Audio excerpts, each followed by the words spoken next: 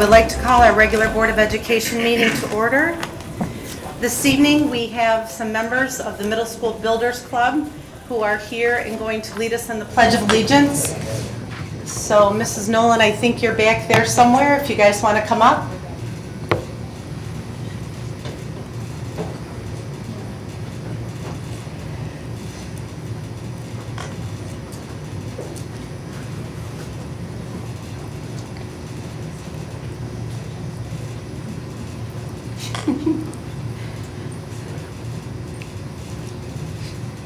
Okay, we have with us this evening from the Middle School Builders Club, we have their advisors, Mrs. Sherry Bursell, Mrs. Judy Pietzel, and Mrs. Chris Nolan.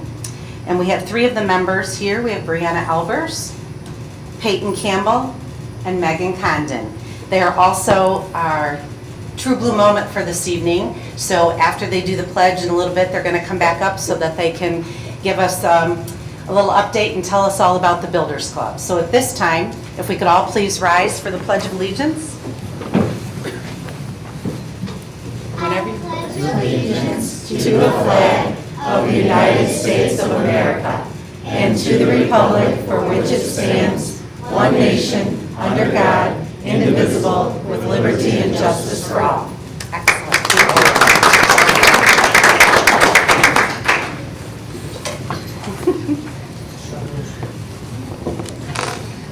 Okay, next, our mission statement. At Richmond Community Schools, we provide a quality education that empowers students to be successful in a global community. Your roll call: Chris. Here. Kyle. Here. Tracy. Here. Ryan. Here. David. Here. Margaret. Here. And I am here. We have four. Thank you. Next, a motion would be in order to approve the agenda as presented. So moved. Support. It was moved and supported. All those in favor, is there any discussion? Hearing none, all those in favor, aye. Aye. Aye. Opposed? Motion carries. Next, approval of consent agenda, personnel report. Motion would be in order. So moved. Sarah? Support. Oh, I'm saying actually. Ryan. Oh, it was? I'll Okay. support it though. Moved by Ryan, supported by Sarah. Is there any discussion, Brian? I'd just like to recognize the two resignations that we had. Number one was Ashley Stolecki. She recently had a baby, and with the young kids at home, she's going to spend time raising her children at home. She will be deeply missed. As well as Shelley Weatherholt, which will be at the end of this month. She's our currently accounts payable coordinator. She received I guess you can call it a promotion in another district. Good. Any discussion or questions? Hearing none, all those in favor, aye. Aye. Opposed? Motion carries. Next is our True Blue moment. Mrs. Nolan, do you want a minute? Do you want us to do? No. You good? Okay. All right. Then we're going to have the Builders Club come on up, please.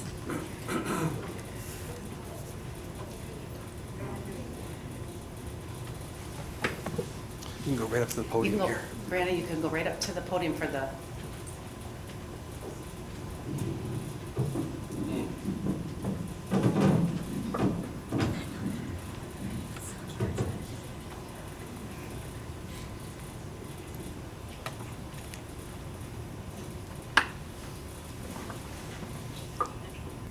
Some of the things we will do this year is we will make lunches for McCrest, we will stuff Easter eggs for the community Easter egg hunt, make blankets for the Children's Hospital, and we did the shoe drive for with the high school key club. We did trick-or-treating at Leisure Manor. Christmas caroling, we went Christmas caroling at Leisure Manor, and we gave them gifts that we made. And we will clean and sanitize the classroom for flu season. And we had a bake sale at the conferences. Very good.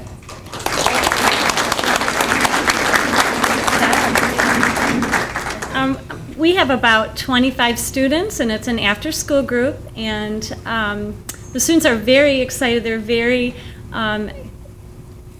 involved in helping the community and doing things that they can do to help. So they are a great group of kids to work with, and we're just really excited that we have such interest in the Builders Club. So, yeah, so it was fun to be here. Thank you for having us. Thank you, and Brianna, I'm sure everyone in this room is real excited when you guys are going to clean the rooms, all nicely sanitized. Thank you very much. Thank you, Mrs. Nolan and Mrs. Purcell and Mrs. Pizza for your work with the students too. We appreciate that. Okay, next, Board of Education Appreciation.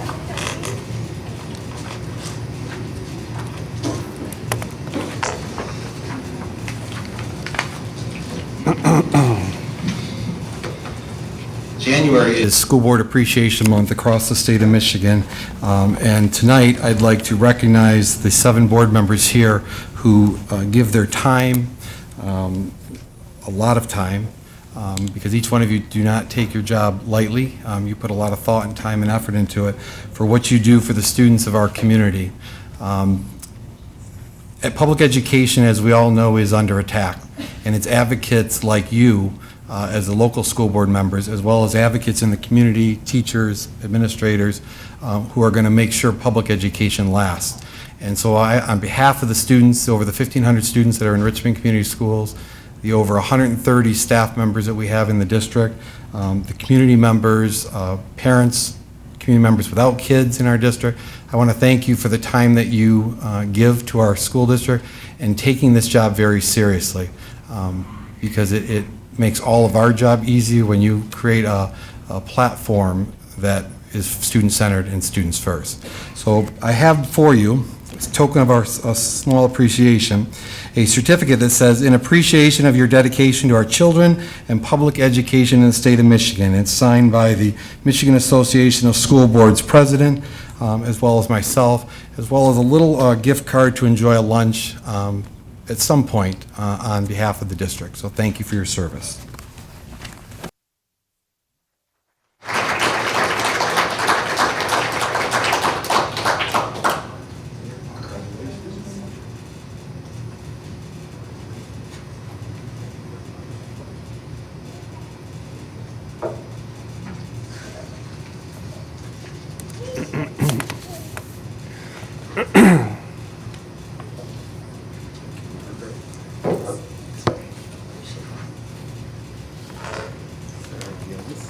Thank you. Thank you very much.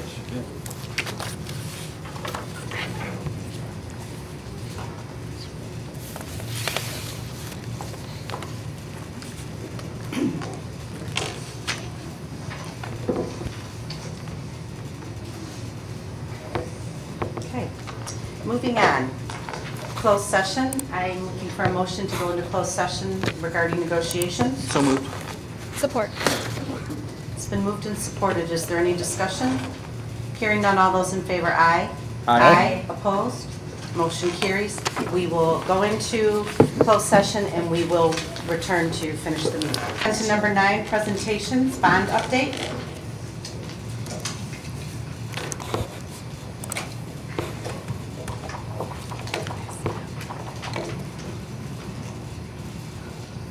Let's see, a little over a year ago, I updated the board bond projects, and many of our projects came in underfunded, or underfunded, I should say, under budget. And so we began prioritizing and making that list of what we wanted to continue doing that may not have made the first cut in the board or on the wish list. So up here in your packet, as well as on the screen, you'll see some of the things that we have accomplished, which total about $1 million. And so I'll just go over a couple of highlights here. You'll see on the left side were priorities. As we met with the administrative team, we began prioritizing what that would look like in terms of what was critically needed. So we had copy machines, we had energy management systems, we had rekeying of the building as one of the priorities from the security that we talked about when I first got to Richmond. We talked about furniture district-wide. All of our classrooms, 2nd through 12, have new furniture and chairs. The first grade and kindergarten chairs that are similar to ours should be arriving this week, and we'll be looking at their actual desk or units next. We looked at projection systems at Lee Elementary School. We had to change out 20 of the old projectors for the smart boards. That was an increase. We looked at sound systems in conference rooms, sound systems in media centers, sound systems in the auditorium, cafeterias, and so forth. We looked at cubbies, or we added cubbies in 2nd, 3rd, and 4th grade classrooms. We added lockers in 5th grade, et cetera. There's a couple items that as we near the end of the first series of the bond that was sold that we had not yet addressed. And some of those are going to be the lighting system in the auditorium, the sound system in the high school gym, as well as the sound system in the middle school gym. Our priorities right now are, we have two critical issues. One is the lighting system in the auditorium. It's a 20-plus-year-old system. The actual tower has now failed, and so we actually have no lights in the auditorium. So we are working on what that is, whether it's we can replace the system, though they do not make that system anymore, or whether we need to look at replacing the system. As well as the sound system in the high school gym is beginning to fail, very similar to how the sound system on the football field had failed last fall, and we had to replace that cost. So where are we at with the funding left? Let me pull that up. This is the balance. So currently, to date, we have $162,000 in the bank account for the bond. We have a couple outstanding bills that have not been paid. M.L. Shaner, which is primarily the cubbies, as well as some of the stuff they've done at the high school and the band room. We have some of the furniture. That furniture is the kindergarten and first grade chairs. We had some replacement chairs from Richmond Interior, shelving for some storage rooms, as well as the band rooms. We had some furniture, which were the coat racks at the elementary school. We ordered a new guitar case because we only had one, and with the cards being in the case, there's not enough storage for them. And then we have projected to buy this year a bus, bus number 4. We've already purchased 3 of the buses. That would put us at approximately $31,000 left in the bank account. And you'll see I have 2 placeholders here because I don't know to date what that auditorium repair is going to be. Initial estimates are anywhere from $15,000 to $16,000 just for a new, it's actually a tower that goes in the back room that actually controls the programming of the lights and so forth. That's what has failed. And without that tower, you can't program any lights or turn them on or off. So we are in the process of working with the company to get that price quoted so we can get that up and running. In the spring of 2018, we will sell the next series. Sometimes it's referred to as Series 2 or Series 3, but it's the last series for about $990,000. $42,000 of that will go towards the fees, the cost of selling the bond. We will, in spring of 18, we'll purchase the next bus number 5. I put a placeholder there for the auditorium because I'm not sure what that costs. If we end up having to go to a LED system, each light in the auditorium is $1,000 for roughly a total cost, which is the light, the wiring, and all the manpower. And there is, just on the stage, there's 48 lights alone. And then you have the lights that are in the catwalk that we'd have to consider. So that potentially could be a large purchase, and I don't know at this point.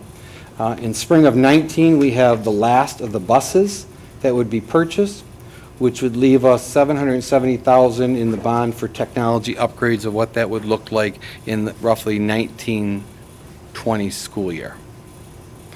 I put on the side here, because this is something we need to continue thinking about, is it costs about $96,000 to replace a bus. And unless we're going to go for a future bond or a sinking fund, to get on a bus replacement schedule, we do not have any money budgeted for busing. So at some point, our buses are going to start ending their life expectancy, and we're going to have to replace them. and it can be either a large hit one year, but it's going to be a structural cost going forward in terms of replacing so long as we continue to provide transportation. We currently have a fleet of about 13 buses. Typically a bus life expectancy is about 10 years, but you can get more out of it. This would be looking at a 13-year life expectancy for each of our buses. So this is where we are left with in terms of the bond and what dollars we have left. So my recommendation is we take the $31,000 that we have really unallocated at this point and hold till we figure out the solution for the auditorium, because there is a time clock on that auditorium, because come April we've got concerts, plays. It's going to come quick of what we need to do to fix that, because right now there are no lights in that auditorium. Questions? So when we talk about the buses and the $95,000 figure, even through spring of 2019, costs go different bit. Cost doesn't really change that much. They range, depending on the type of bus you get, between 90 and 95. Once you start adding the heating on the bus that we do, we put the heaters on the bus to plug them in to keep them warm in extreme cold days so they start. You put the security cameras on the buses and some of the radio functions. It starts being up to about $95,000, $96,000. And then so with the gymnasium and the auditorium, that push them up to the top of the wish list, if you will. The high school gymnasium cost is going to be about $15,000. We received quotes, and I had reported that to the board. Right now, we have a fix. It is a temporary fix. It could go tonight during an event, just much like the system went at the high school football game in the fall. It's the same type of system that was put in, and it was put in when the gym was built in 96-ish, so we're talking 20 years.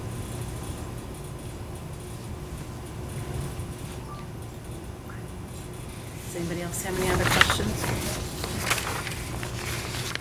Okay. Next, budget presentation. Okay. Last week we began the budget. I gave an overview on the enrollment. I gave an overview on the revenue assumptions, as well as some potential and overview of all the function codes that make up the budget. I just want to again start with this sheet you have seen before. I will increase it for the listening audience, but this basically tells us our enrollment projections as of today. This will change and adjust once we have the February count numbers in, which would change this column here. So if our numbers go down, FTE, then the projected enrollment in October, assuming I move everything forward, goes down also. But basically, if we assume we have 90 kindergartners next year and our ECSE program stays about the same number of students, currently we have 7 students at the time of this, I should say the FTE, it could be, head count could be different, and you move every student up a grade level, you will see that we will be 55.17 FTEs down for next year. A large portion of that is the graduating seniors. When you look at 148 seniors projected to graduate, and if we're only averaging 90 kids coming in, you can plug that into 100. It's not going to it's going to drop it down by 10, whatever number we want. We still have a significant drop in enrollment. And when you carry that forward, as you look in future, that 150 or 55 students, based on current per pupil allocation, is $414,000 of lost revenue. If you assume at some point in the budget we're going to start making assumptions, the state going to give us more money per child, if you assume a $50 increase, that number is still going to be about 380 some odd thousand. It's still a large number. And so that's, as the revenue share estimating conferences happen and the legislation or the legislators begin crafting the school aid fund, we'll get a better sense of that per pupil allocation. If I move this forward, maybe not. There it goes. The 18-19 school year, we're projected, again, moving kids forward, another 47 students down, 37 and 34. This is barring any increase in student enrollment, any boom that we have from an enrollment. This is just moving kids forward. So as you can see, we have a structural problem in terms of a revenue for the district.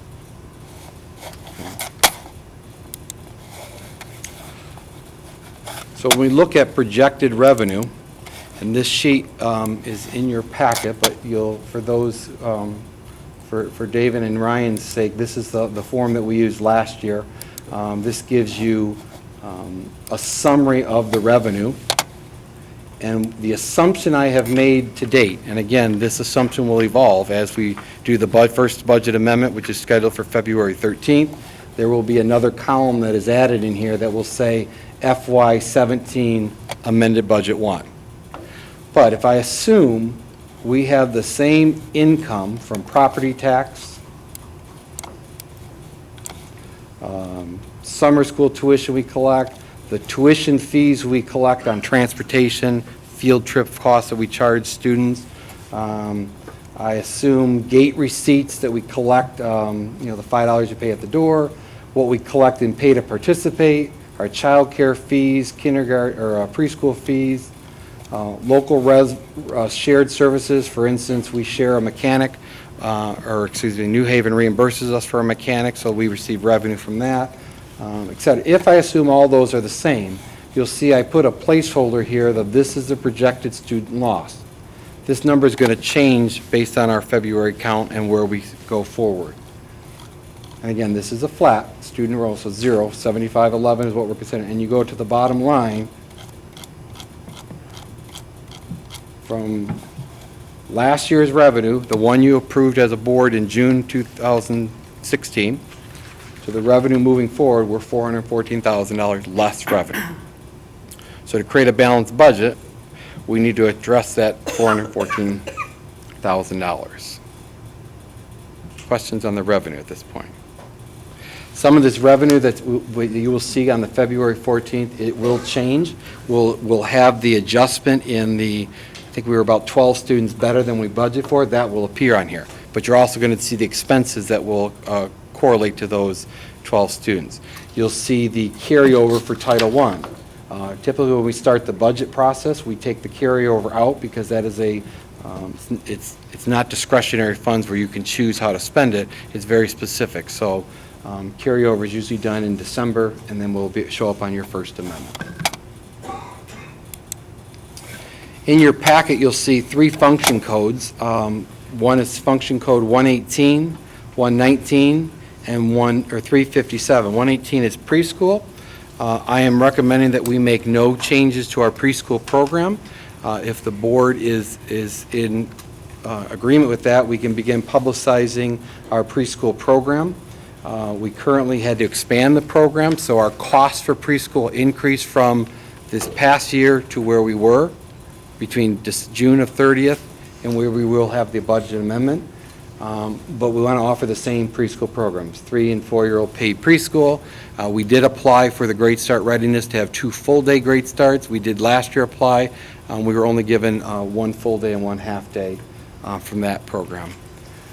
You'll see in that the staffing, the hours, what we'd like. I'm recommending keeping the same tuition rate. We did a cost analysis of our tuition. We looked at neighboring districts.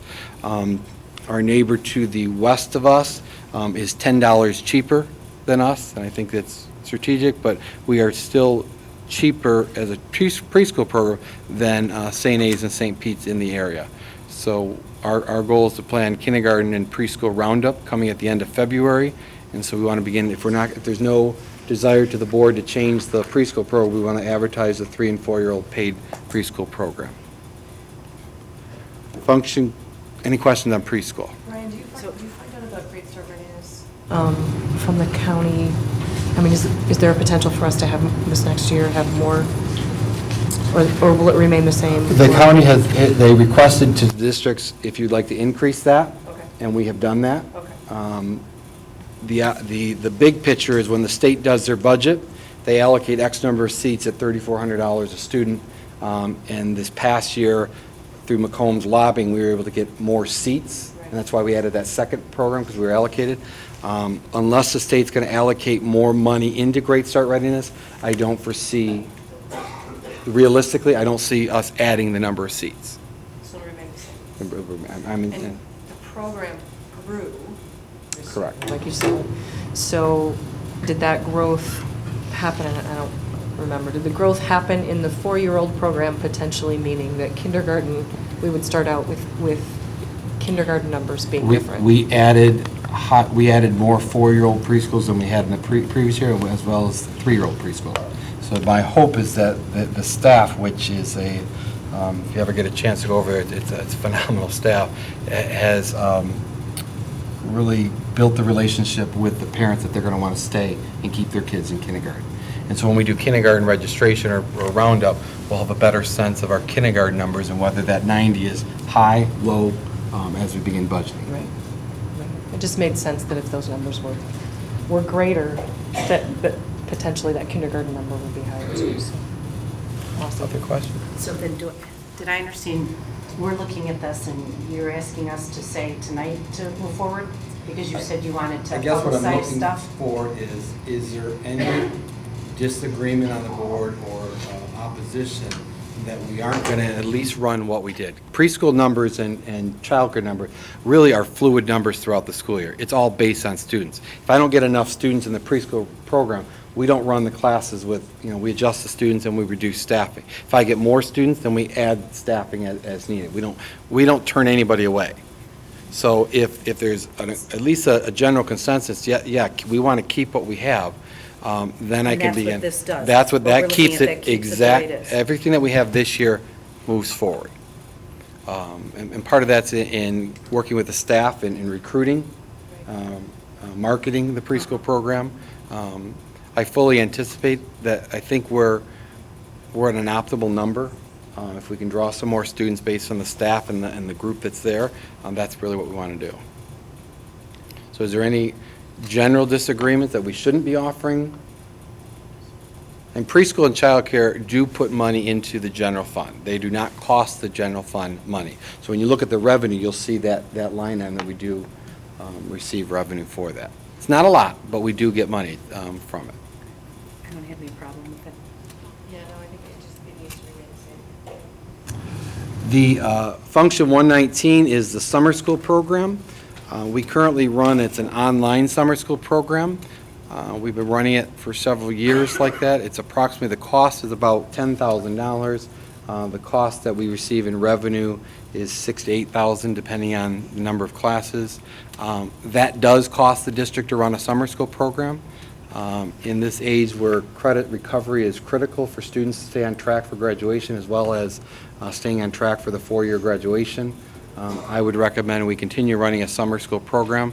What it would do is it allows me then to work with the counselors and the high school staff to begin communicating, especially after this first semester, those students that are beginning to be off track for graduation. Here's an option for you to get back on track. Last year, Mr. Pillarge ran it. He did a phenomenal job. I hope I don't jinx it, but he did a flawless. There was no issues. He was. So you're looking to So keep that the same, I would too, like you're to saying? keep exactly the same, no new cost to the expenses. And the last one is child care, which is very similar to the preschool program. Again, it's based on numbers. As we have more kids attending child care after school or during the afternoon part or prior to school, we'd have to staff it appropriately. As we have 3-year-olds that may attend child care in the afternoon or after school, there's a different staffing ratio and you need more staff. So right now we are, I believe, at a perfect number, and knock on wood, we have a consistent staff that's been there. There's been very few turnover, and I think it's a good group, and I think this is the perfect number. Some of these staff members that work in the evenings, we do based on numbers. Though the budget is based on if they had to stay the whole time, we do allow to go home early, and then their salary would be adjusted accordingly because the numbers don't warrant the number of staff that we have. This year we did a little differently. We tied the preschool aide positions and the child care as many as possible. Number one, to try to provide hours. Having someone work 6:30 to 8 and then come back from 3 to 5:30 is very challenging to get someone to do that. And so I think it's been pretty successful, and we want to continue that model. So this would be, I'm going to make the assumption, my recommendation is we continue offering before and after school childcare, and we do not offer that. Do we ever think about offering childcare throughout the summer? There are some districts that do it. Do that. We could. And air conditioning. That we would have to consider, potentially. But I think that that would be something to consider, potential revenue. Not much, but families probably scramble along about April to try and figure out what they're going to do for the summer with kids. So if it could be consistent. And just going forward for really Ryan and David's perspective, you'll see on that sheet there's a column on the left, so if there's ever any questions on a line item, because we'll actually go through all, I think there's 9,000 lines of the budget and look at every account, and we can reference that line number. Finally, the sheet that you have that I passed out to you tonight, and I did upload it on the website, is the proposed expenses. You'll see on that sheet that many of the accounts are the same as we go through each function code. That budget number in column F will adjust based on the changes we make in the budget. And so you'll see the columns highlighted in yellow were the change from the original budget, which will be reflected in the Amendment 1, which is February 13th.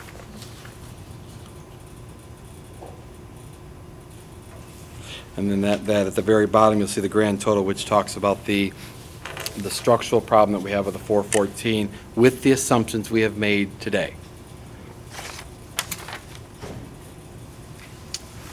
So with that, there's a couple things that I would like the board to consider. Let me pull them up.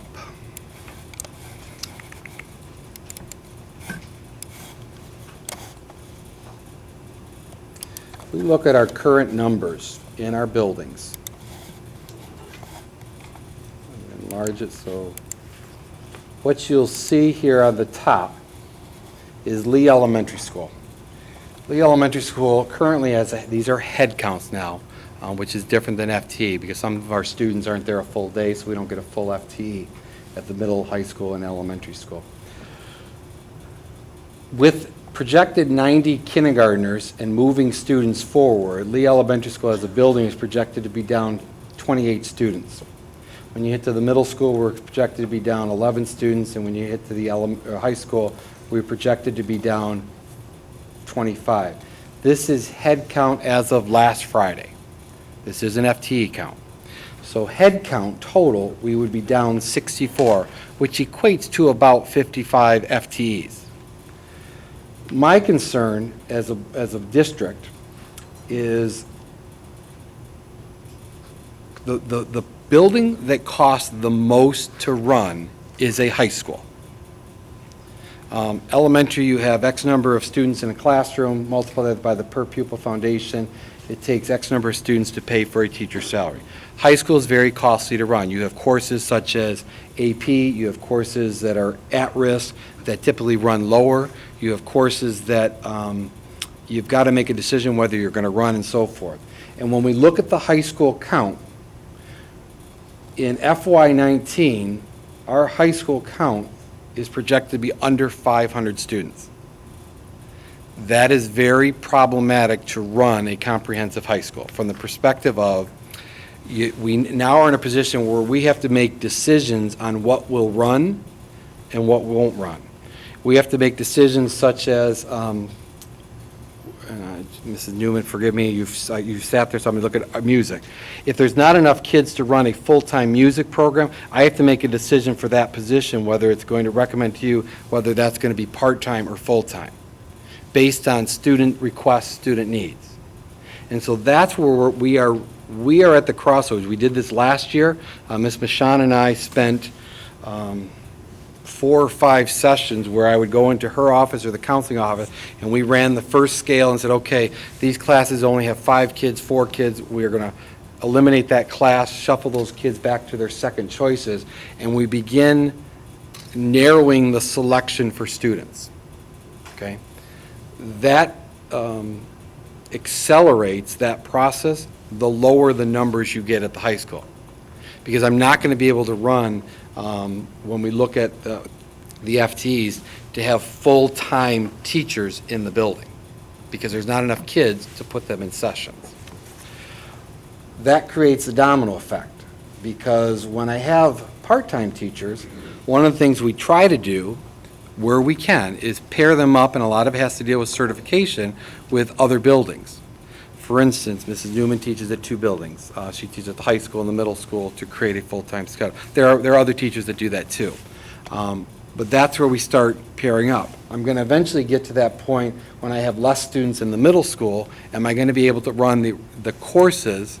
I mean, I can run them, and I could run them, they would be low class sizes. But when we look at that structural problem of 414,000, how are we even begin to tackling that? You know, I can sit here and tell you today that if I had to reduce staff equal to that number, I have no idea how to do it without devastating the district. And that's the challenge we're going to have. So one of the things that I would like the board to at least consider, whether you want to give me at a later meeting, Brian, no, we're not ready to go there, or we need to consider, and we may need more information, is looking at a grade reconfiguration. What does that look like?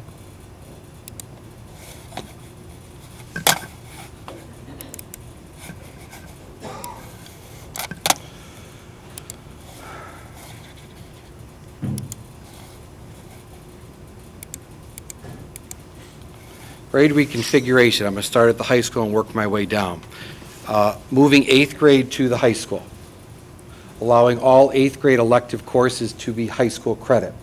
That puts 86 students next year more in the high school. That continues to be able to, by doing this, we can continue offering programs, and I'm going to show you, that will sustain what we currently have offering. We are getting to a point where, as I said, we cannot run the number of sections because of the number of kids at the high school. If you moved 8th grade to the high school, my recommendation would move 4th grade to the middle school and do a 4-7 building.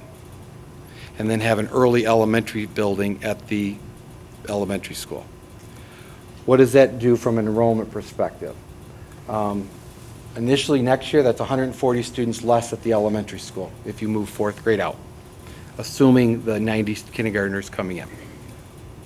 Eventually, the middle or the elementary school with the 90 students, as you can see by the pattern, creates a building about 360 students.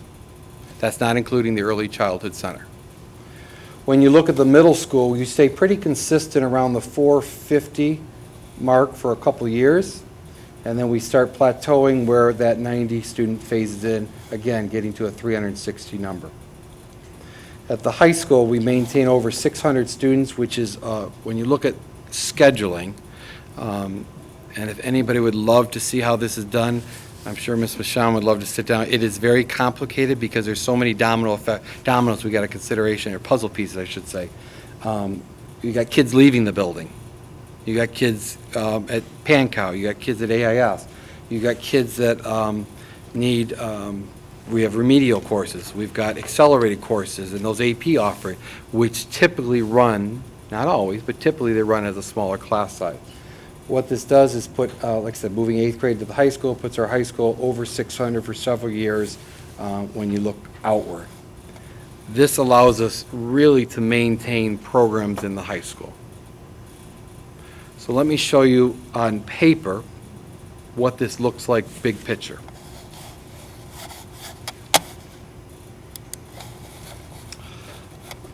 The biggest impact is going to be elementary.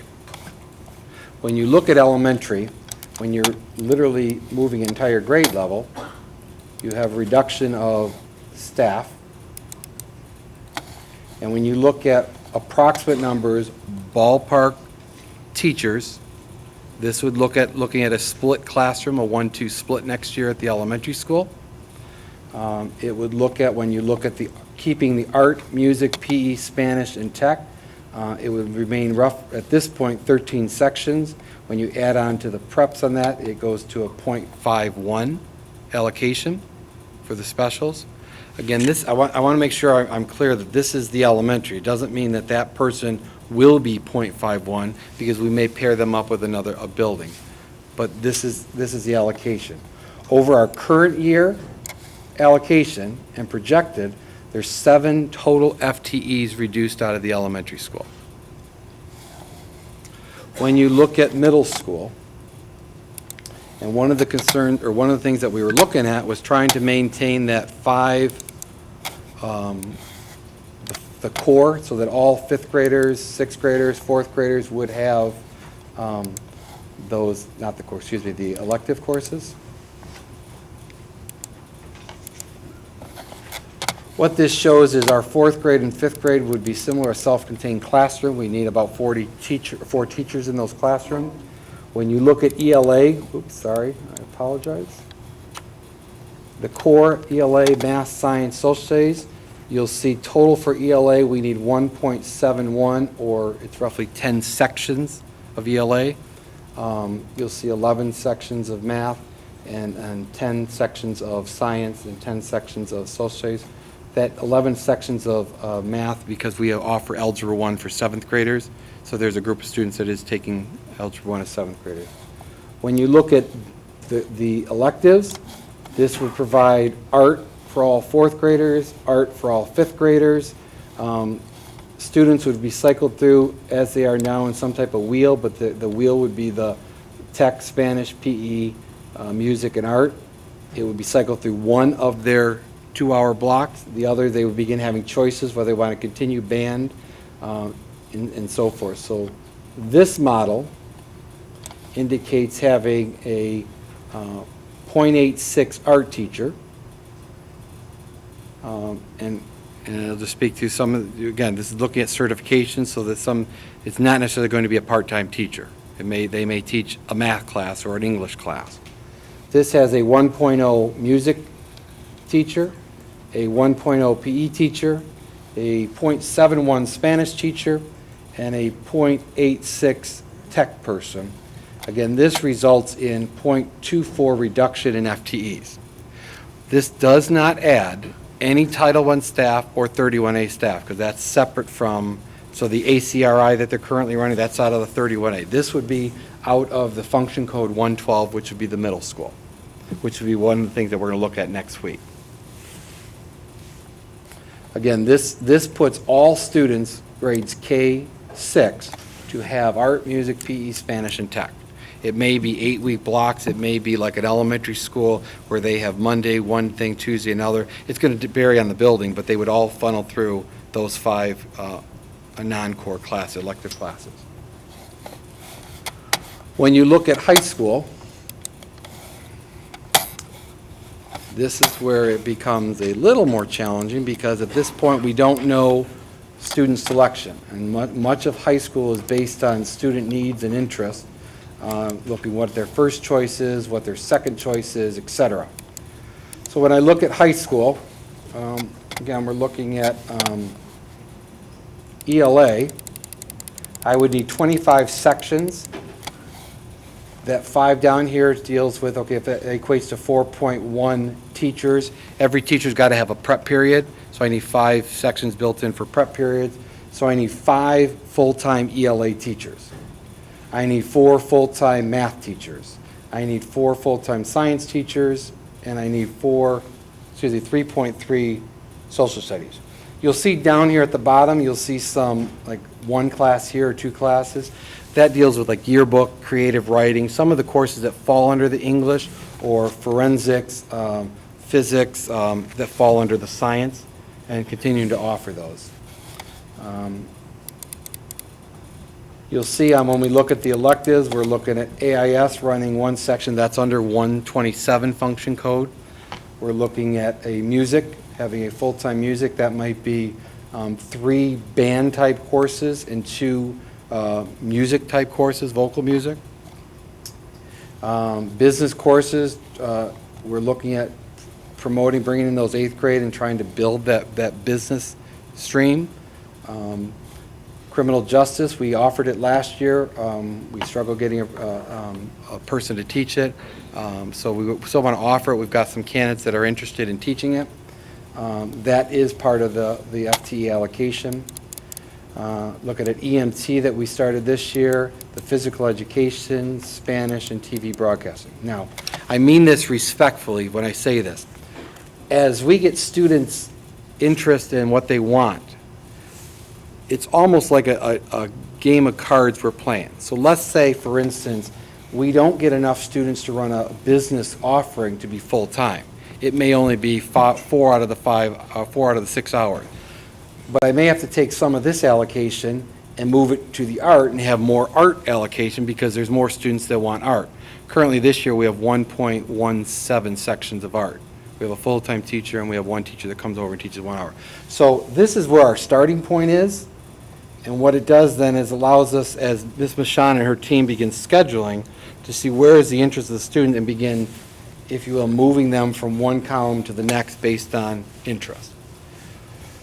What this does is it adds allocation because you're adding a whole grade level to the high school, but net, district-wide, we would be down 3.91, or about 4 teachers, 4 FTEs district-wide, based on enrollment, based on the idea of keeping and maintaining programs that we've started and continue and not have to force students into second and third choices as much as we may have to based on that. So the concept that I want you to at least consider is at some point our high school number is going to get below 500, that it's not efficient to run the current schedule at the high school. And so we're going to be forced to make a decision whether we're going to run courses, because we have to put kids somewhere. Whether it's a PE class, choir class, elective class, and what the domino effect is if I don't have somewhere to put them or I have reduced the number of sections, ultimately I'm going to reduce the number of full-time teachers in the district. I'm going to have more part-time teachers because I don't have enough sections to run them. So the question, and I really want you to think about it because we're going to come back to, because at the next board meeting we're going to be talking about the function 111, 112, 113, which is your core and your CTE courses.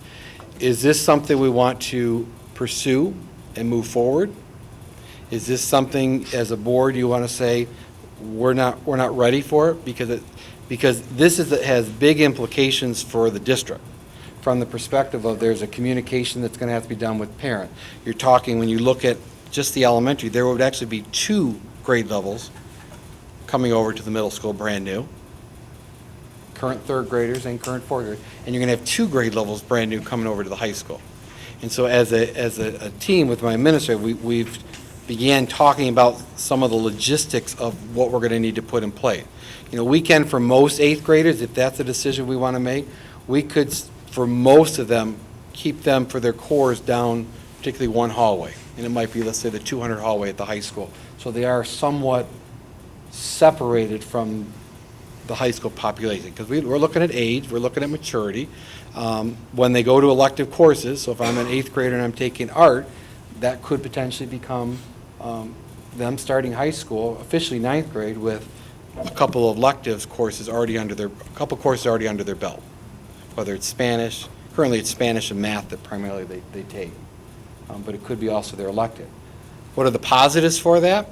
Number one, it allows 8th graders to begin earning that credit, especially those that may not be on track to graduate in 4 years. It gives us flexibility by them getting some of the elective to put some intervention courses for them. You know, we looking at data. Age is a concern. You know, we had a large conversation with my administrative team on the pluses and minuses. But I'm going to go back to that original sheet. At some point, we're going to be under 500 students at the high school, and the scheduling is just not going to be efficient, and we're going to be forced to make those decisions. Questions at this point? Any? It's a lot he threw at you. I guess I'm curious about the first grade, second grade split. How do you Do that without there being overlap from one year to the next. Like, if my daughter's in first grade now and she's in a split, how is she getting new information the next year? If now she's in second. I've seen it done a couple ways.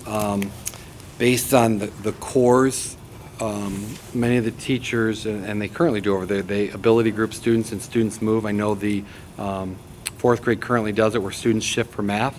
And so based on a student's ability, they may be in first or second grade, but maybe they're getting their language arts instruction from, it might be a high first grader who's ready to be in a second grade classroom. There's a lot of stuff you have to look at, independence, maturity. It is challenging from a teacher perspective. So you would strategically pick those kids? To be. There would be a conversation with the current kindergarten and current first grade teachers looking at what kids they have and what students would be they feel have the most success to be in a split classroom, and then the conversation with the parents. So do you pick the high Achieving kids or the low achieving kids to go? I mean, I don't know. I guess I'm still confused how that works. I've seen it done in different ways. I would really rely on the teachers who know the students the best, and Mr. Koshin in that building, to decide, okay, what's the best bet? Part of it's going to be the teacher comfort, the teacher assigned to that grade. Right. I would think you'd have to be able To individualize very well, because I wouldn't want someone going to third who didn't get a full second, you know what I mean? So,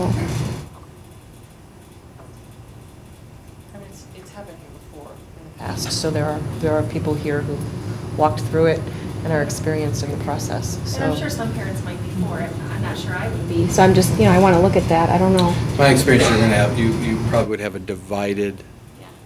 constituent group parents. Would parents get a say? I didn't want my child in that as a parent. Can I think decide? that's part of the process, from my own personal experience, because I wouldn't want a parent who is absolutely adamant against it, working against the teacher and what's trying to happen. Sure. So Because it's not good for everyone. But I'm going to speculate there would be reservations with some parents, especially if it's their first child. And a lot of our parents who have, this might be their second child, or they know the staff, they know the personalities, and that will have a lot to do with it, just because they have a, Mrs. Ranger, everybody knows Mrs. Ranger at Lee. So, if she was the one, a lot of the staff, if they knew, or the parents, if they knew that, they feel comfortable with her. They know her as a teacher. Yeah. That puts some anxiety. But if it's Mrs. Smith, there's no Mrs. Smith in the district, but the Mrs. Smith who nobody knows, that's going to create some anxiety. So. I guess what I'm looking for the board is to consider it. At some point, we're going to need to look at this and make a decision. The challenge we have is somewhat of a timing. High school starts doing their course selection soon. We could start getting students choosing classes. This model here that I presented preserves the 7-period day at the middle school. If it's been, as was seen last year, there's a lot of buy-in. I'm making an assumption here that the staff still want to continue it. Now, if they vote on that yearly, so if there's a vote where they don't, then I'd have to readjust this, and then we'd have to start looking at courses, what we're not going to be able to offer if we go back to a 6-period day. Again, there's a lot of assumptions here, but I know the 7-period day was very valuable for that staff at the middle school last year, and so trying to maintain that. Well, one thing that I would ask, because it is a lot to tell you one way or the other right now, but how it all rolls out, and you said you've been talking about it and working with the administrators, but communication is going to be the biggest thing, and how it's presented to parents. So if you're talking, the high school starts their scheduling in February, so you're talking February's almost here, and if you're asking us, do we want to do this? I'd like to see what's the layout of the whole plan? How is it going to be communicated? what's all of that? Because it's only going to be as successful as people understand it. And I will bring that to you, the next one, from when I sit down with Ms. Bashan and Mr. Bartels in terms of the layout of when they typically do scheduling, which grade levels they do first, et cetera, so that we can take that model and say, okay, if this were to go forward, this is where we need to run some parent meetings specific to that grade level. Because just speaking from a parent perspective, if I have a third grader, there's probably going to be a lot of anxiety of a third grader coming to middle school, who will be a fourth grader next year. But the staff that is currently our fifth grade teacher does a remarkable job in relieving those anxieties of parents, and the community that they build with their fifth graders is unbelievable. And so, you know, we can put forth in fifth grade in pretty much a wing to somewhat keep them, because their schedule is different than the sixth and seventh grade. So I will put that together in terms of our outline of timeline of how we would implement this and types of parent meeting. But I at least want you to begin thinking about it, because if we don't do this, the next phase is going to be, as we schedule, we got to start making decisions on, we're not going to be able to run certain courses, or we're going to run it, but we're not going to have a full-time teacher being able to run it anymore because we don't have enough students to fill it.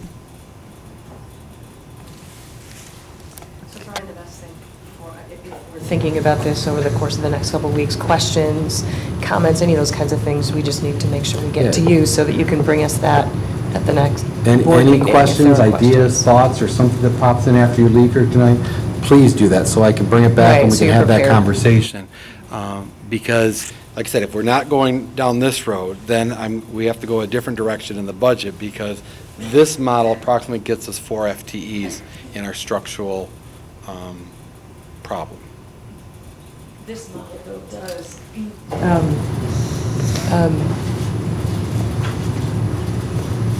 preserve full-time teaching positions, is what you're saying, essentially. I have more full-time teaching positions in this model than I would if I didn't have this model, and now I'm looking at just the current 9 through 12 or 5 through 7. Right, okay. There will be in our current model, I will say probably for certain, there are teachers sitting in this room that are currently full-time that will probably be 0.8 next year because of certifications and scheduling, and I won't have enough sections for them to teach.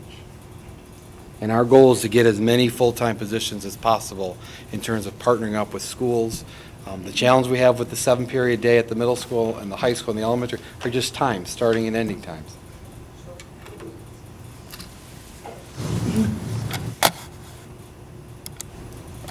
Other questions? Okay.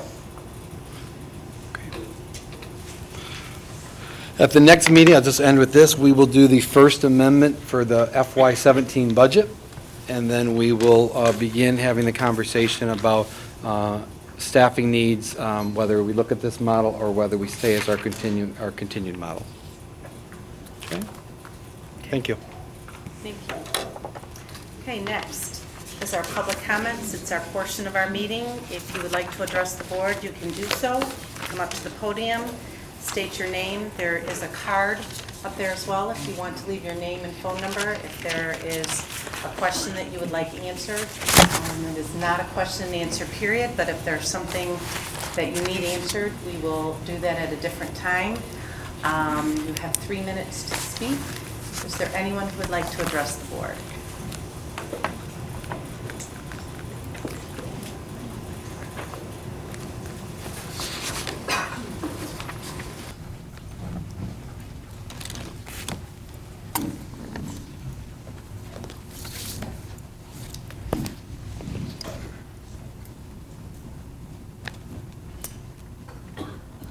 My name is Teresa Ranger. I'm the president of the Richmond Education Association. I come before you today to share the great concerns of the caring and dedicated teachers in Richmond Community Schools. As their elected leader, I must inform you that they feel disrespected, mistreated, and most of all, they feel as if this school district, a district that they give their heart and soul to every day, to provide the world-class education the children of Richmond deserve. This district doesn't seem to care about them. Having a settled collective bargaining agreement is of great importance and a sign of respect for our teachers. We've been bargaining since June 2015, first on a wage reopener with no agreement on that piece, and currently for a master agreement which expired August of 2016. It is a fact that the teachers cost $565,000 cheaper this year than last. This is money we have saved the district. A district's largest expense is always going to be the cost of the teacher's unit. The district needs to prioritize its spending to deal with this fact. At a time when many districts locally are settling contracts with their teachers to give back the money that teachers conceded over the previous 5 years to deal with the devastating Schneider School aid cut of 2011, yet we have Richmond Community Schools continuing to ignore its most important resource, its teachers. It is my great hope and the wishes of the Richmond Education Association that our next bargaining session will be met with a renewed spirit for settling a contract that is fair and equitable and which shows that we teachers are valued in Richmond Community Schools. Thank you for your time. Is there anyone else who would like to address the board? Hi, my name's John Schlater. I teach honors chemistry, anatomy, physical science at the high school. I coach junior varsity football and serve as the Richmond Education Association vice president. If I don't make it through, it's because I got a cold, but I'll try. First of all, I'd like to thank all of you for serving on the school board. We do understand it's not an easy job. It's not. I understand that we don't always agree with you. You don't always agree with us, but I do thank you for doing it because it takes a lot of your time, and I know it's not very highly paid, right? Before I, We're not paid at all, so yeah. that's what. Joe, I'm glad you can laugh. Before I begin, I want you to understand I really don't enjoy doing this. And I think I can speak for these guys. We don't enjoy coming up here. But as a group, I think we've been very, very, very, very patient. I think it's time for us to speak up about how we are feeling ignored. As Teresa said, the district is paying the teachers over $500,000 less than last year, based on what we've talked about. And I'll repeat that again, over $500,000 less. For those of you who are new to the school board, we took drastic concessions of about 9% for each teacher, give or take. It was close to that about 6 years ago to help keep the district solvent. And again, we've been very patient. We've settled a few contracts with zeros. The furlough days and the snow days and the step freeze were the main cuts, but I really have an issue with the step freeze.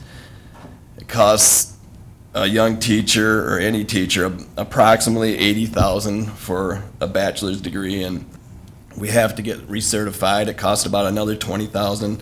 Most of them go on to get a master's degree, and I think that's a pretty conservative estimate. It just isn't possible for teachers starting out in Richmond to pay their bills and raise a family without any kind of movement on the salary scale. We have multiple teachers who have left our districts over the past few years, and I know some of them have told me that it's because of the step freeze. We've had multiple teachers who are in this district for 4 or 5 years, 6 years, I think some of them, and they haven't even reached the second step on the pay level yet. I can see the frustration building in those teachers as they don't make any movement on the pay scale. It's just hard to do. I don't know how they can keep at it. I just feel that the step freeze really needs to be addressed somehow, some way. During the audit, I sat here and they praised you guys for being one of the few districts that increased their fund balance. That's great. But between the current fund balance of approximately 7.8%, which is 2.8% approximately more than the 5% that we're not supposed to go below, and the current budget, as I'm referring to the $500,000 shift between this year and last year, it just seems to me there could be some kind of reasonable settlement agreed upon. I just hope that there can be some positive discussion about that between the school board and Mr. Walmsley so we can meet and settle a contract. I didn't plan on talking about this, but you know, I sit here and listen to projections, and we've argued about it, you know, 6 years ago. For instance, the last 2 years, the projections were wrong. They always seem to be wrong, and it always seems to be not as negative as predicted. One of the issues, you know, the kindergarten classes are always small, but I don't see that that class entering next year with 90 will not end up being 90 in 12th grade. We always, if you look back, we've always picked up students in the middle school from St. A's and St. Pete's. A lot of our students, the reason why we have small elementary classes is because they'll attend St. A's or St. Pete's, and we tend to pick up a bubble in middle school. I think that's pretty tradition, I mean, all along, and it seems like we pick up even more in high school. You know, I would bet, you know, I bet money that that class will not end up being 90 by the time it's done. I think you need to be skeptical. I don't know if it's because I'm in science, but you need to be skeptical about some of these numbers. And as I said, the predictions over the last 2 years were not accurate. We were in a contract. We can't do anything about it. We're not in a contract now. So this is why we are bargaining and trying to bring some of these issues to you. But I think for the sake of some of these young people, 6 years and not even on the second step, I really think it needs to be addressed. Again, we don't enjoy doing this, but we think it's necessary, and thank you for giving us the opportunity to address you.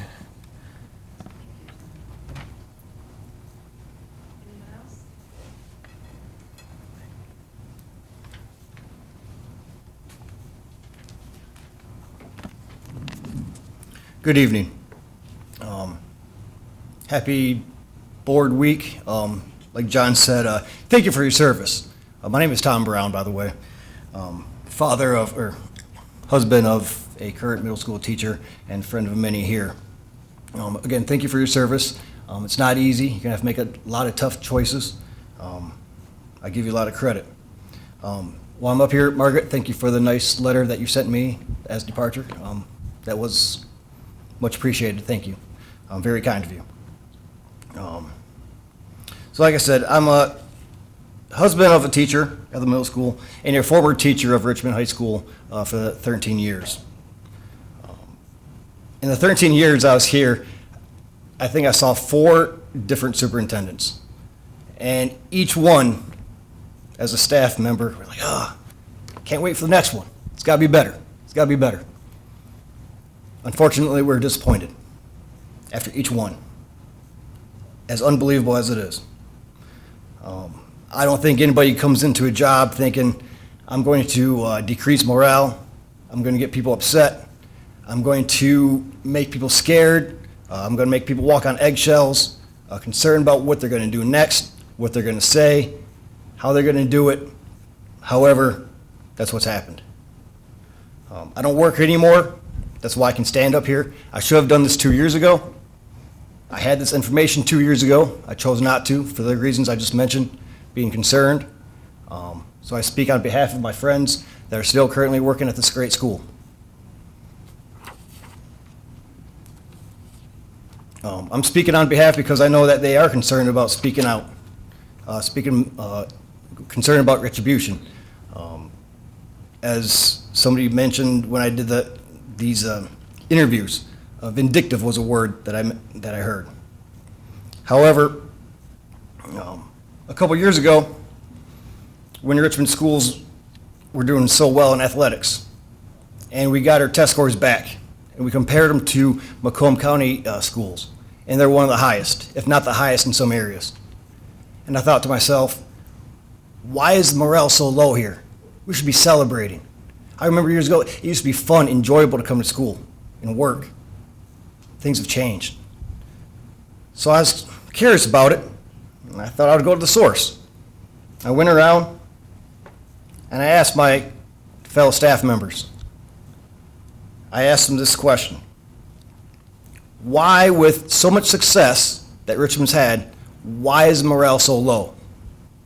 I'm not going to get into all the answers. I have over 9 pages. But I would encourage you board members, if you are curious, if you want to know the answers, please contact me. I would be more than happy to share them with you. As a staff member, I always kept on asking, and we'd keep on talking, does a board know what's going on? Do they know and just not care? I see the shirts that you have. We love Richmond teachers, our teachers. That's great. Is it symbolism, or do you have substance? I hear that a lot. What's going on in Richmond? Is it just symbolism? Is it a lot of show, or is there substance behind it? So please, if you want to know, if you don't know already what's going on, how teachers feel, I have nothing to lose. I would encourage you to come see me, talk to me. Like I said, I have over 9 pages of quotes, nobody's names, just answers of why morale is so low. So again, thank you, board, for your time. Looks like you have a lot of tough decisions. I came here unbeknownst to a lot of people. I must be negotiation time going on, a lot of doom and gloom. So thank you for your time. And like I said, you said something about a piece of paper I can put. Is there a card up there? No, but I'd love to. Oh, here it is. If you just leave your number there. I would love to. I would love to.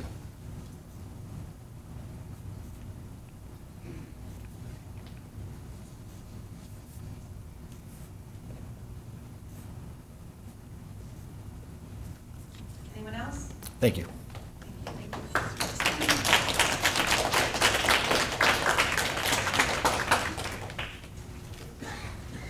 Okay, next on our agenda is the board. I'm sorry. My name is Laura Nicolopoulos, and I'm a senior at this Richmond High School.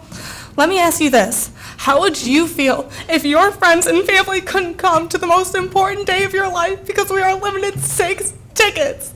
6 tickets to our graduation because you decided to change it to Macomb instead of having it at McMorran, where it is a limited number of seats, unlimited. Anyone could come.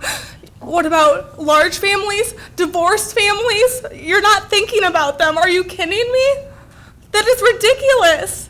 Why won't you let us have it at McMorran, where it's probably cheaper and there's not a limited number of space? It's ridiculous. I don't understand why we had to change it. Yes, the sound system may not be great, but does it really matter when you have your family and friends there to see you graduate on one of the most important days of your life? Thank you.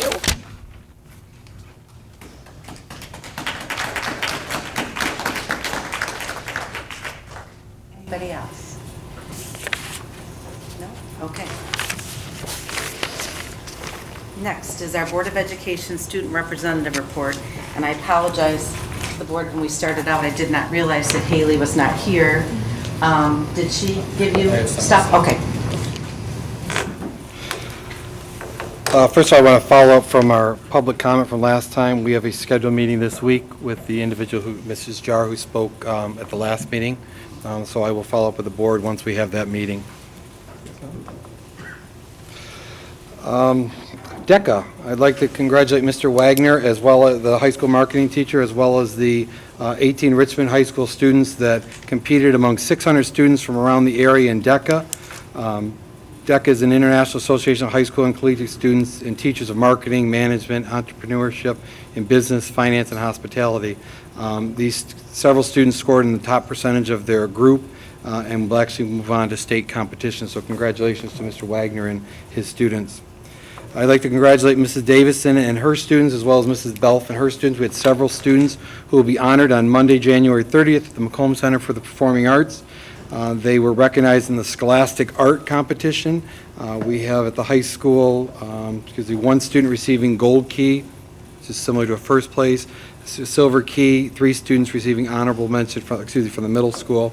And then Mrs. Belf had 42 pieces. We had more from the high school level than any other high school there, and there were several winners in the Gold Key, Silver Key, and honorable mention. 4 Gold Key, 14 Silver Key, and 34 honorable mentions. So congratulations to all those students, and that information will be posted online too. The thespian competition, our program that we put into place last year, we had students competing at Skyline High School on January 14th. We had students that won the top honors in the top 12, the top 8. They really did a remarkable job. I also want to congratulate our student board representative, Haley Fortuna, who performed at the as a solo in the Solo Ensemble Festivals on Saturday and received a Division I rating, and she'll be going on to state competition. So congratulations to the Mrs. Newman and Mrs. Mrs. Smith regarding the thespian and so forth. I'll give you a brief update on the legislative. This week, I met with Representative Jeff Yarch, who was our representative. Both myself and the superintendent from Armada and New Haven met with him to discuss issues facing schools, one of them being finances. We are scheduled to meet on a regular basis so that he can understand the impacts that laws in Lansing have with regard to our local districts.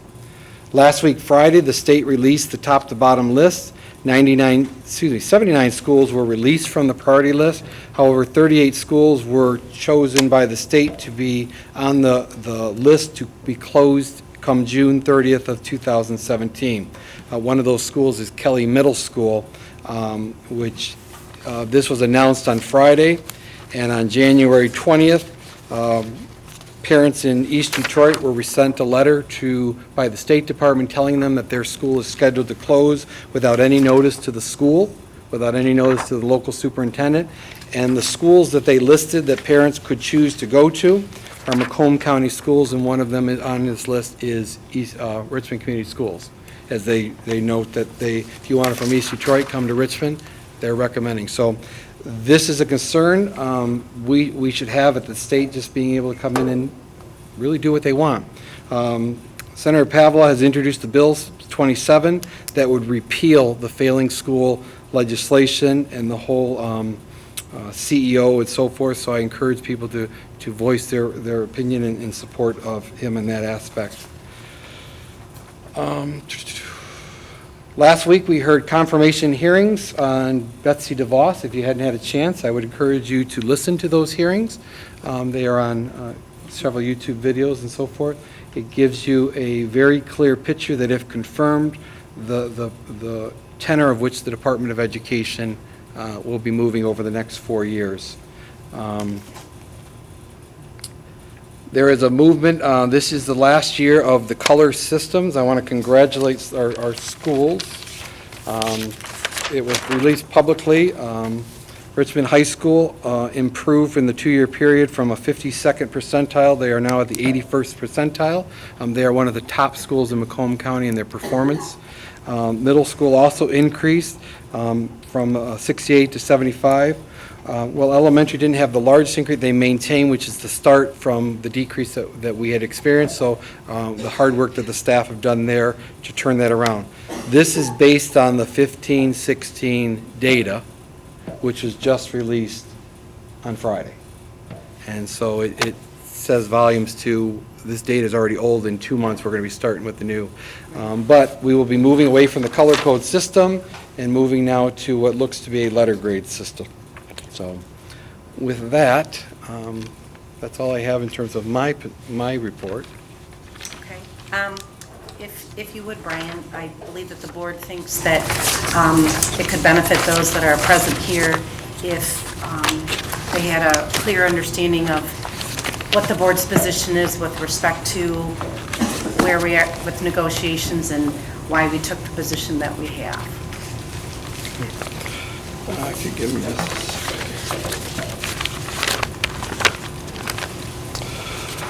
Okay, regarding negotiations, as you heard in public comment, we have been in negotiations for some time. Formally on my calendar, I think I had 14 sessions since 2015. I might be off on that one. We had a couple more scheduled, but they were canceled due to weather. I think it's critical that the board remember the parameters for which we went into negotiations with. And I'm going to share with you a couple of all the documents that have been shared with the union from that perspective. We have requested mediation in the negotiations since our last one. And so we are beginning that process. But the things that you, as a board, I want you to remember as we set the parameters was, number one, the 5% fund balance, to keep the district above the 5%, because that triggers state mandated reporting and state oversight in terms of assumptions we make, et cetera, as well as keep the district out of deficit in terms of using all of fund balance to solve our structural problem. I want to make sure the public knows and the community, we are not below 5% and we are not in deficit. So we are a very sound district from that perspective. However, we do have challenges. And so what I'm going to share with you are the documents. If you just want to take one, I will put them up on the screen for you. 1, 2, 3, 4. In terms of the process, and what our position is, as well as what has been discussed. The first document I'm going to share with you is not new, and while I do recognize Mr. Schlater's point regarding we do typically get a boom in middle school because of the St. A's going on to go through 8th grade, and sometimes parents want to move their students, that would be represented in, as we look at that 5th grade number, moving them up is typically when we get it, or the high school. But I do recognize that point. Identifying enrollment predictions with options parents have is not an exact science. And from a district, we typically err on the side of conservative, because I would hate to be off significant where I have to tell a student 2 weeks into school or a week into school, I am taking you out of your child's classroom because I have to eliminate a teacher's position. If anybody would like these, I'll be more than happy to share them afterwards for you. But this is the enrollment projection, and again, it's nothing new. You've seen this before. If the state aid allocation goes up to 7511, that will bring this number down, but we'll have some type of mix in terms of with our current formula and current structure regarding a structural problem. As we move those numbers forward, again, just moving kids, and again, I will recognize Mr. Schlater's point regarding we do get a boom in some grade level. So for instance, if you look at 5th grade, there could be a chance that we get more kids in 5th grade next year. We don't, I mean, that is a guess. We could adjust that and assume 95 kindergartners, and it would adjust the numbers, but still we have less kids coming into the district than we have graduating. And as you roll it out, you can see or at least over the next 5 years, you'll see the projected loss of student enrollment.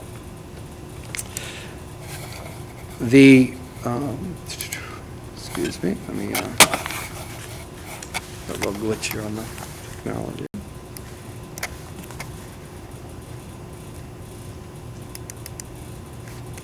So the first document I want to show you is a budget history overview. This is where we have been for the last several years, and more of it's more historical data for the board and the listening audience. But you can see where our expenses from the audited fund balance, the audited expenses and the audited revenue fell. As you move forward, you will see, and again, I'm just going through, this is 2008, 2009, 2011, 12. As we move forward to the current fiscal year, you'll see our projected enrollment. I think we budgeted for 50. We were around 35, 36, FTEs. And so this is our structural problem that was approved in June, 162,000. So by taking that 162,000 in June out of fund balance, that brings our fund balance down to about 6.39. We had 7.5 in the audit that was done this past October, November. But if you roll that forward, and if we do nothing with our expenses, and we roll this forward, this is again making an assumption of a flat. If we want to change that number to 50, we can run the same scenario with a $50 increase or a $100 increase. But as you can see, if we do nothing with the expense addressing the loss of revenue, our fund balance quickly goes in 2 years below zero, and we actually become a deficit district. So with that, if I make the assumption that, let's assume I can, as a superintendent recommending to the board and you approve it, address the structural problem or the loss of revenue as we go forward, and I'm going to go up a few years because you can see these are the actual audited balances in our fund balance. If I can make the assumption that I can reduce expenses by our loss of student revenue, whatever that turns out to be, we still have what we approved in June, that structural problem of 162. It just prolongs or extends, kicks a can down the road, whatever you want to say, our eventual less than 5% and eventual deficit. Okay? Again, this number is based on the state per pupil allocation. And so, if, like I said, if they gave us $50 more per child, we could run the scenario and it plays out similarly the same way. The idea is we have a reduction in revenue that we need to address. Okay. I shared with you the projected enrollment chart over time. What I want to share with you is taking these same charts and just putting them in a visual. There are visual learners out there, and myself being one of them. Basically what the top chart shows is our projected enrollment from 2003, as we start making the assumption of the 90. We want to do 95, we can put 95 in there. But at some point, we have less kids coming in and more kids leaving from a graduation perspective. This is not unique to Richmond. I think I would venture to say and be safe to say every Macomb County district is in some type of declining enrollment, as well as districts across the state. The bottom chart indicates the per pupil allotment. This was referenced by Mrs. Ranger, that $470 per pupil cut. That was a drastic hit to districts across the state, as you know, and at that point, as she indicated, I think teachers took a reduction in furlough days and so forth to help the district solve that issue at the time. But if we assume, again, here's the flat, we can adjust that number, but basically where we look today, we are not much higher than we were in 2008-9.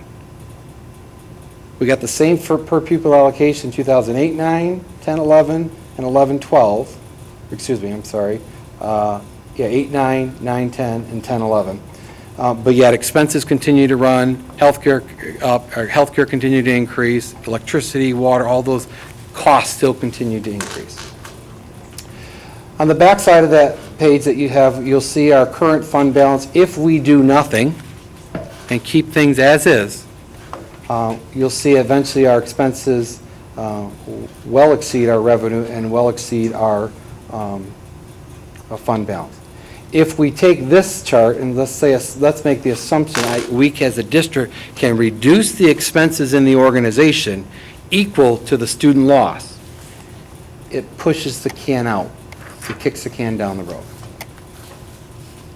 Bottom line is the state has not funded public schools the way they should. When you're averaging $54 increases a year, when you look at long term, that doesn't even equate to the increases in the cost, inflation, all the other aspects that we deal with as an organization.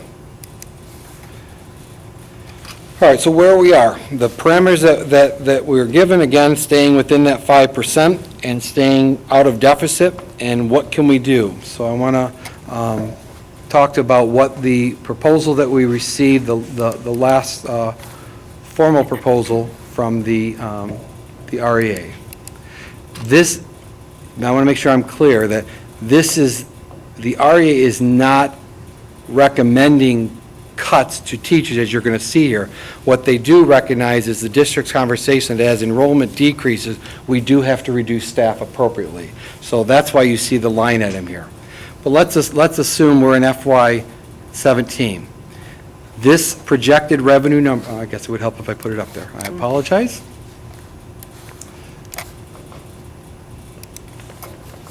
This projected revenue number, let me increase it, is what the board approved in June. $13.3 million in revenue, $13.400,000, $500,000 in expenses.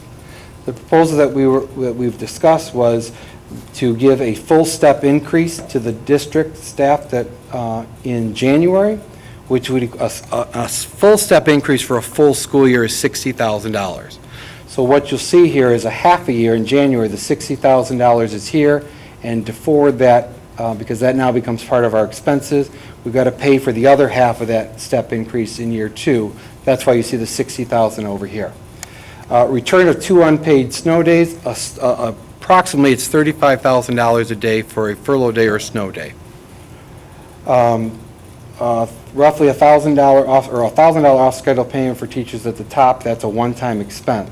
So when you add our current expenses that the board approved June 30th, 2016, and you add these new expenses, this becomes our new expense total, which would be the $162,000 grows to $330,000.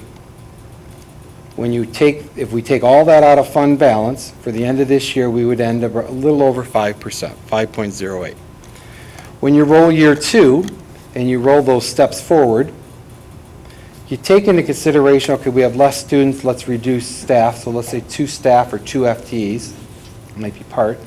Another step in January, another return of a furlough day, and another off-schedule payment. So this total expenses puts back this one-time payment, because we wouldn't have this anymore, that $38,000, but then we add it in year 2. So now our structural deficit rises to $885,000, and as you roll that forward, at the end of next school year, if we were to put this in place, we would be as a deficit district. Okay, this is assuming on this model, and I'll show you in a minute. I haven't yet equaled the loss of revenue to the loss of reductions in staff and who those staff are. You roll that out in year 3, it would be the reducing of 2 more staff members and returning 2 more furlough days. Again, this expense of a step is already built into this number here, so it's being moved forward. I add back the one-time $38,000. It's going to come up here, and then we move forward, return of the service. So now this becomes our new expenses. And again, as you can see, this model puts us in a deficit. So let me show you, okay, let's assume or recommend to the board, I can recommend to you additional staff members. So let's say instead of 2, let's assume I can figure out with my team how to reduce 4 FTEs. Again, your same structural expense coming forward. Instead of 2, I have 4 FTEs, and so forth. The pattern's still the same. When we talked about the parameters from the board, we were looking again, staying above 5%, staying above the out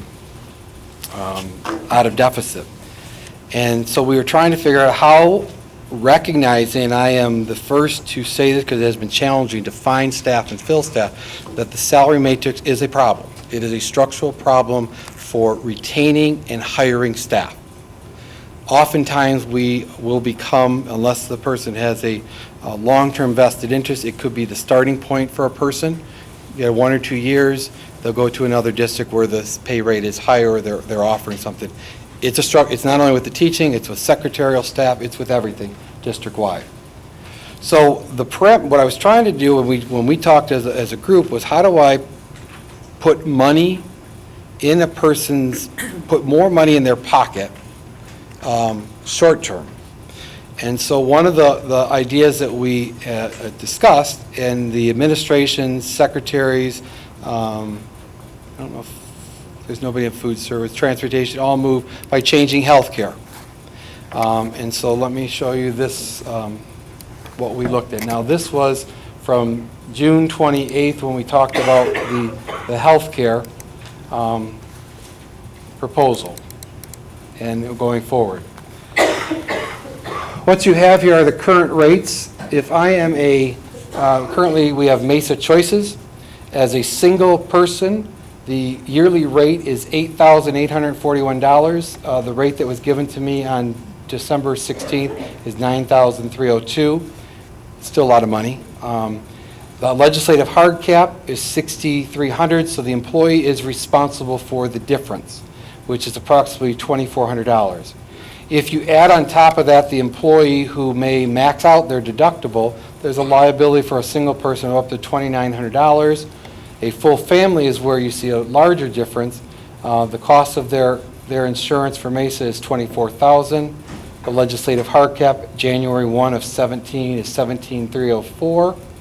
So the employee is responsible for $7,400, $1,000 deductible, so about $8,400. What we proposed was to move from Mesa on the health care to Blue Cross Blue Shield, which is Mesa is a Blue Cross Blue Shield plan. So for a single person, the monthly rate for Blue Cross Blue Shield was $5,500. The difference would be under the hard cap, so the employee's portion would be zero. There would be no out-of-pocket cost for the employee for the health care premium. This is a high deductible plan, so there would be a $1,300 deductible. What we proposed was taking the difference, that $773, putting that in a district-funded HSA, and if the employee wanted to put the other half to get up to $1,300, it would be approximately $44 a pay that they would reimburse the district. But come January 1 or the start of the cycle, they would have their full deductible in an HSA. That HSA is not like a flexible spending where they lose it. It goes with them. So if they move districts, it goes with them. When you see for two-person, the cost would be, the difference between the hard cap and the yearly cost is $101. For full family, there is no, the yearly cost is under the legislative hard cap. So when you add to that the deductible, there is no co-insurance. That's approximately the total cost of health care, potentially out of pocket for a member. Our proposal was for the HSA to be pre-funded, $590 roughly for a full family. The employee could reimburse and have it fully funded and reimburse the district $167. So when you compare the total cost of the proposed health insurance to what an employee is currently paying in terms of maximum costs that they could be paying if they hit their deductible and maxed everything out, we could actually be putting back into the employee's pocket roughly $537 a month for a full family than what they're currently paying, and $206 for a single person. Some of the concern, one of the last proposal we received was talked about having a 20% co-insurance, which is basically once you meet your deductible, you're responsible for 20% of some costs, and I'm being very overly simplistic on this, up until you reach that co-insurance deductible. So for a single person under the Mesa ABC plan, which is the high deductible that we were offering, you have the difference in the premium over the hard cap, which is $1,400, which is the employee's portion.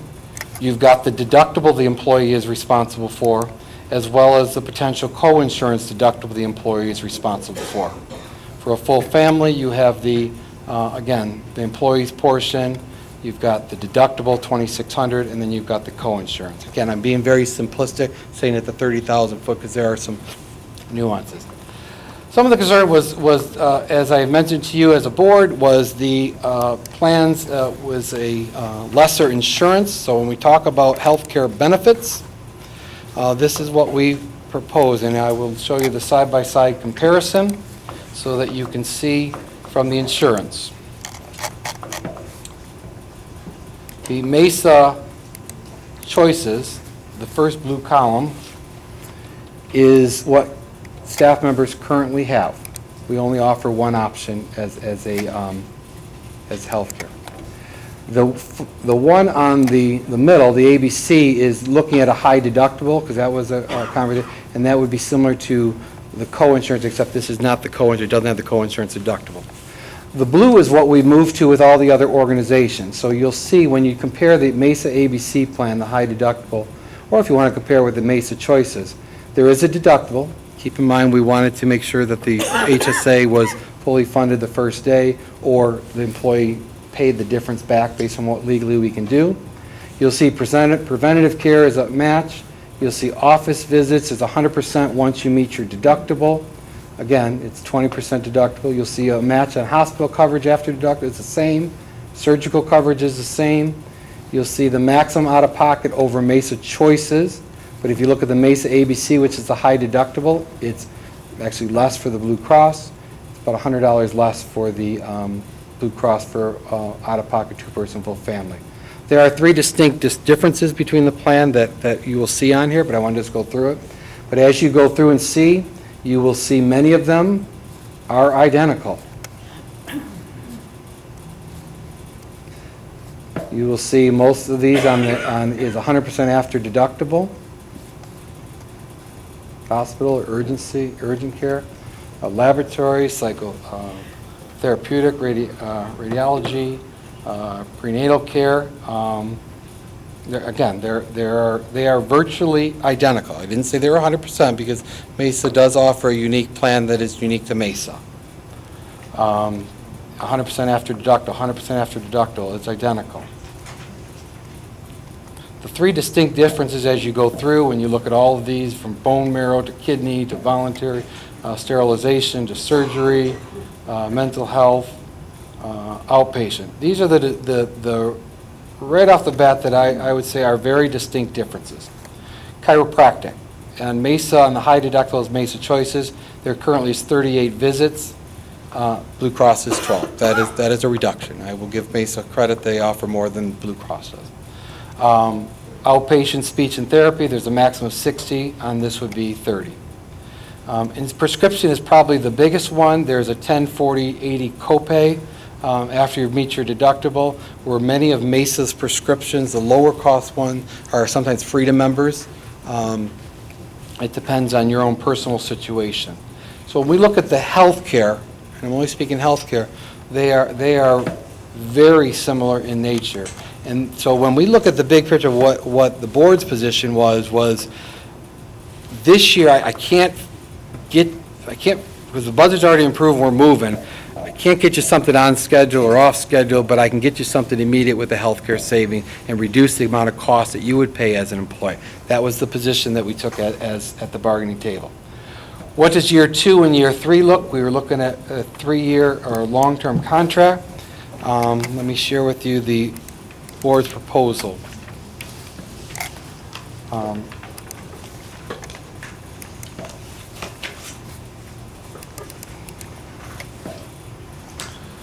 Year 1 is in blue. That's the healthcare savings. We made an assumption on the original document I provided to the membership. It said $100,000. I was probably a little overzealous in property. It's probably going to be around $70,000. But taking the money, any property sales that we have, and move that to giving it to employees in a % off schedule in year 2, taking the money we receive. This is assuming that that structural problem, whatever that turns out to be, can be reduced, whether it's REA staff reductions or reductions in the organization, by that same equivalent amount. That one-time payment puts our structural problem here. We are around 5%. In year 3 of the contract, which is really 2 years out, we looked at giving a quarter step because we have an energy bond payment expense that is going away, so we're trying to turn and give a portion of that savings back to the teachers, in this case, and help adjust the structural problem. Again, this is making an assumption that we can reduce the revenue loss with staff in the district. So, this is where we're at. It stays kind of in the board's parameters regarding the 5%. It doesn't address, but it recognizes we need to do something to provide some monetary relief to what they're currently paying out of pocket.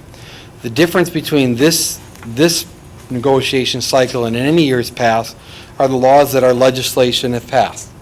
Prior to, if there were step increases or insurance increases costs, those costs were borne by the district. If there were step increases, typically teachers always got it.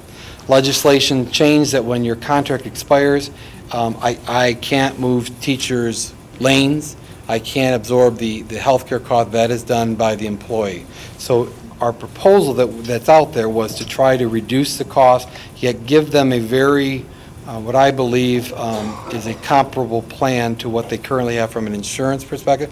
There are differences. I'm not going to tell you otherwise, and I've shared with you multiple times those differences.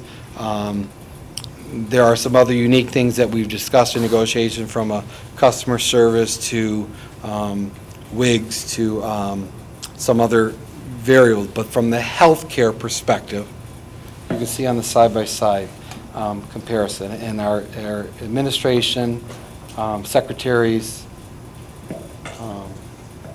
food service, I think there's one in food service, transportation, all moved to the Blue Cross to save them money in their out-of-pocket. So the issue, I cannot say it enough, is whatever we put down as our budget assumption. If you want to put $50, I can pull up the Excel sheet, plug in $50. It's still going to be a structural problem, about $350,000. You want to do 100,000 or 100 new kids rather than 90, we can plug that in, it's going to adjust. But we have to make certain budget assumptions, and our goal is that we are really close to them. This year, I think we were 12 students off.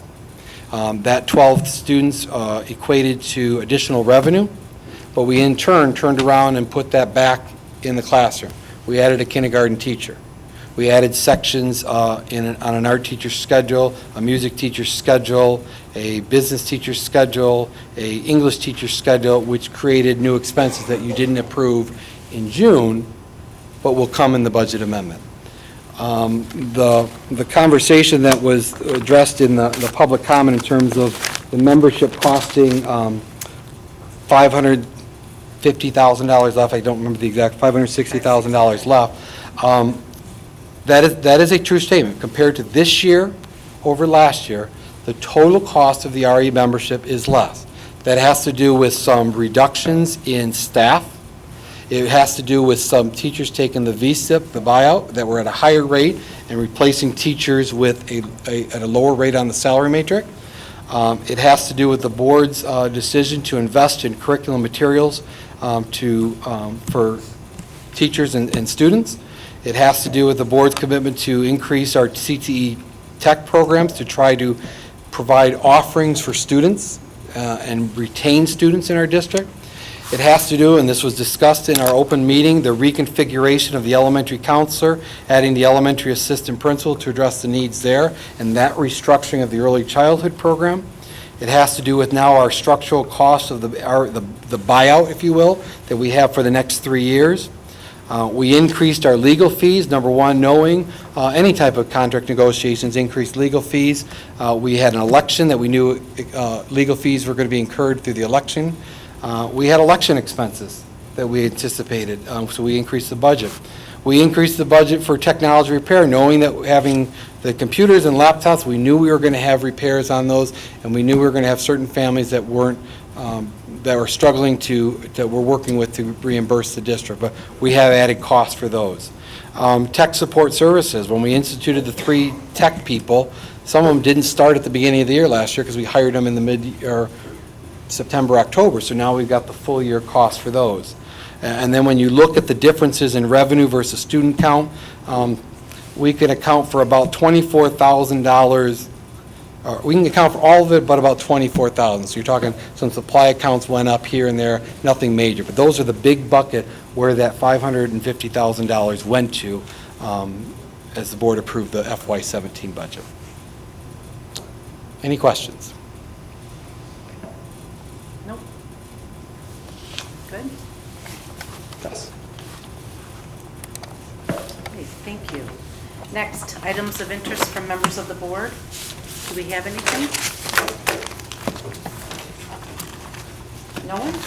It just should be really clear to everybody here after all of this, and for everybody. who's watching, will be watching or listening, grizzly bears are not the biggest problem for public education, as Betsy DeVos might think that it is. Funding and how schools are funded is extremely broken in this state, and it needs to be fixed. And I know she potentially will be at the national level, and sometimes we think what happens in Washington, D.C., we don't feel it. This is an area, education is an area where we will feel it a lot if her leadership is in place in Washington. And continue to make your voice be heard, because that has not yet happened. So just try and get your voice be heard in Lansing about school funding and how it's funded and it's broken, needs to be fixed, but at the national level as well. So then probably what you're saying is that they should pick someone who actually knows about education for that spot, maybe possibly? Or experience, it would be a really great thing, yes. Somewhat, you would think. Can I just add to that really quick? I think it's important, and that's part of the reasons why I met with Representative Yarch, because I'm trying to educate our representatives who are new to the legislative process on school funding. I'll just give you this as a basic example. We receive the same per pupil funding as a charter school in this state. Merit Academy, $7,511. They do not have the 24% retirement costs we have. They do not have transportation costs that we have. And there are distinct differences that a public school has a cost that a charter school does not. And as in the state of Michigan, as we all know, the charter school cap has been lifted. And so they can open as many charter schools as they want. And it doesn't logically make sense that in a state that has a declining enrollment and continue to projected to be declining for several years still, that we open more schools and spread the pot thinner. I am very concerned about the state income tax, and that will be that is being discussed of eliminating the state income tax. That's $450–500 million to the school aid fund. They can easily take that. There's a lot of bills that are out there that we need to be watching and voicing our opinion if we want public schools to remain for all students. That's it. I just want to say thanks to all the teachers and admin staff tonight. I know The kids really seem to like it, and I think it's fun for them, so I think it's good that you guys are doing that, and thank you to everyone who participated in that. Anybody else? Okay, we are adjourned at 9:30.